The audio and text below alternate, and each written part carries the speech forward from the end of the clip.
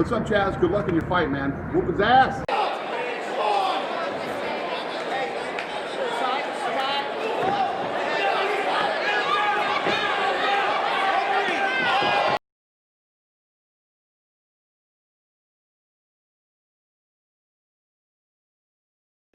I am Chaz Hudson. I am 27 years old. My life is very similar to any kid in America's life.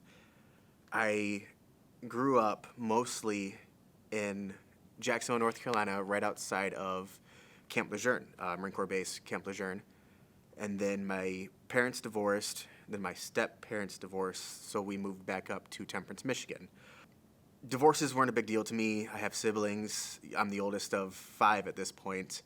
I wrestled most of my life. I played football every once in a while. But I would say I had a pretty normal life for a kid. I am from Temperance, Michigan, so I went to Bedford Senior High School. It is right above Toledo, about 40 minutes south of Ann Arbor. At Bedford, I wrestled. I was a 4-year starter. 3.5-year starter and in wrestling, and that's about it. I never made it to states any year that I wrestled. My freshman year as a team, we took 2nd in the state, and then I call my high school career the cursed years. We didn't make it out of regional. We didn't make it out of districts as a team. My junior year, we didn't make it out of regionals. My sophomore and senior year, and I was never ranked. Had a lot of good matches. I was in one of the toughest weight classes at 152. But no, I just wrestled because I enjoyed it. It made me very tough, to say the least. I enjoyed wrestling because I love competition. It is the only time as young men that you can actually challenge somebody in a one-on-one, almost to the death sense, for points, for ego, for a lot of things like that. I joined the Marine Corps Delayed Entry Program when I was still in my senior year. I did that in October. I remember leaving Miss Adamski's cooking class to go up to Troy, Michigan to swear in. And then as soon as I graduated, I stuck around for a couple months. And then I went to Marine Corps Recruit Depot, Parris Island, South Carolina. I was bored. I joined the Marine Corps because I was bored. I am one of those sick fucks that need to challenge myself in all aspects of life because for some reason my dad didn't love me enough in high school. My mom doesn't love me enough right now. I did it because I needed to appease my goddamn ego. No. Let me fix that because that's only the half truth. I did it because I love America. I love my country, and I feel like all men, all capable, able-bodied men, need to serve their country in one way or another. Being in the Marine Corps actually never influenced me to become an MMA fighter. It gave me all the intangibles to be a good fighter. But the warrior aspect, the warrior ethos that we carry as Marines doesn't really make us want to be a violent person. In fact, it does the opposite for us, in my opinion. We want to be kind. We want to be better people for what we do. But the authenticness of being a warrior, being a Marine, is that at any time, for any reason, we will kill you. Which I do not take into fighting. I hate hurting people. Kinda. My first experience of MMA, I was one of the lucky few to watch The Ultimate Fighter Season 1 finale with Forrest Griffin and American Psycho, Stephen Bonner, thank you. I watched them live. It was like a Tuesday when the finale came out. Sitting at home, nobody was home. It was like 7 o'clock, and I'm just watching these two dudes go at it. And then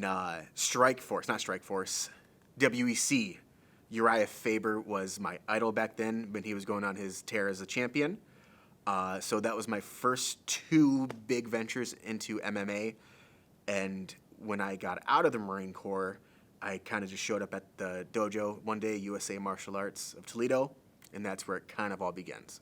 I fight because, one, I predominantly choose to.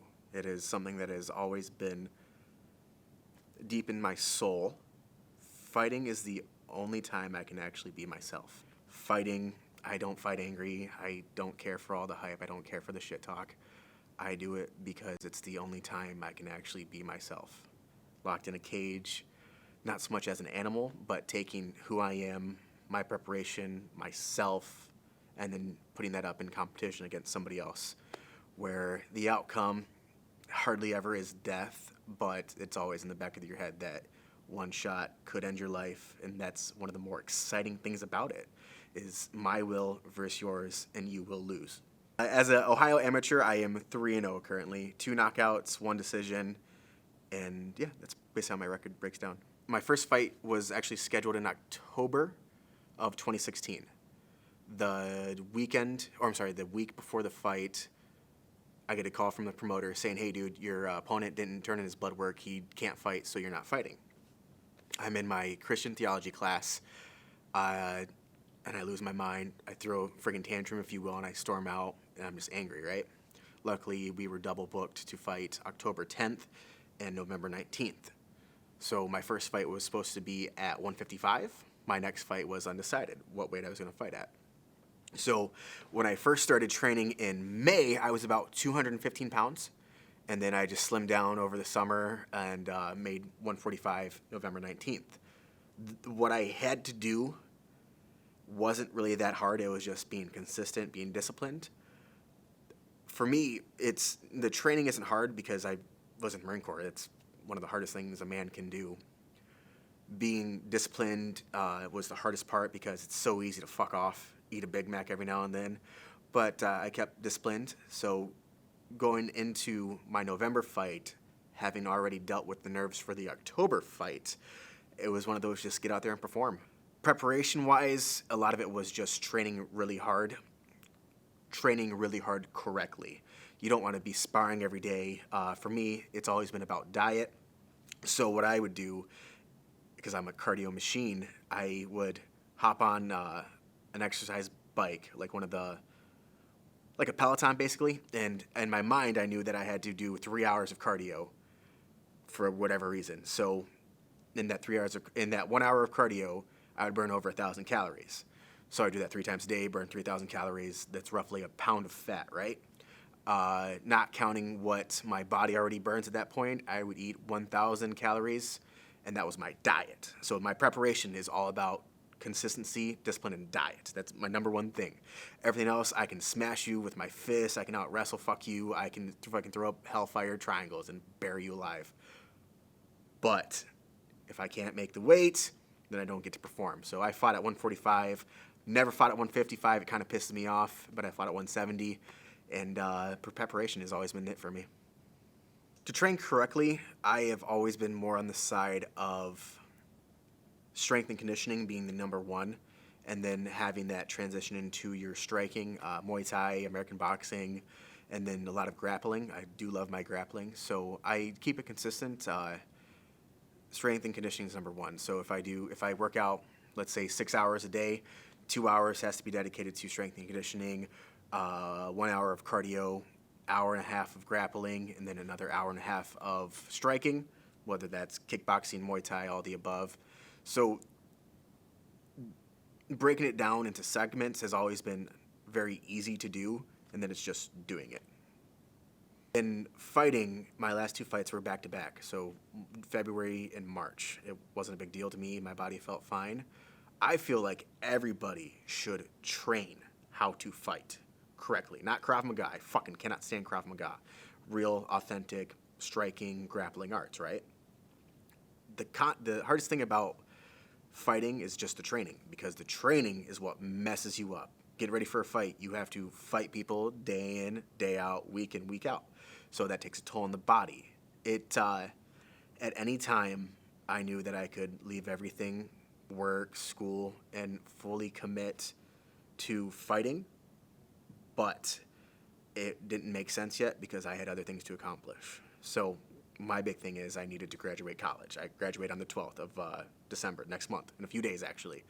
Once I have that taken care of, I can literally move wherever I want and get a bullshit job, maybe making $45,000 a year, just so I can train full-time. Opportunity. I'm a business major, right? So the business wasn't leaving everything behind when I'm fucking dead broke, which I almost did, going off to train. It was being prepared for the long haul, because fighting, you can only do that for so long, yeah? I feel like with all the avenues to make it into the UFC now, because of how big the company has gotten, I do like my odds. Whether it's I make it to one fight on the Contender Series or I show up in the Ultimate Fighter house for a season, it's what I want. It's just the opportunity to say that, hey, I've been there and I did it. Being a world champion, I don't give two shits about that. I don't give a fuck about a belt. Just being able to say that I did it. It's much like in the Marine Corps. You do a 4-year, 5-year contract, but at the end of the day, you have to earn the title of Marine before you fucking get the opportunity to fuck off for the next 4 to 5 years. Same thing. You have to be a fighter before you can make it into the UFC. So that is my end-all, be-all goal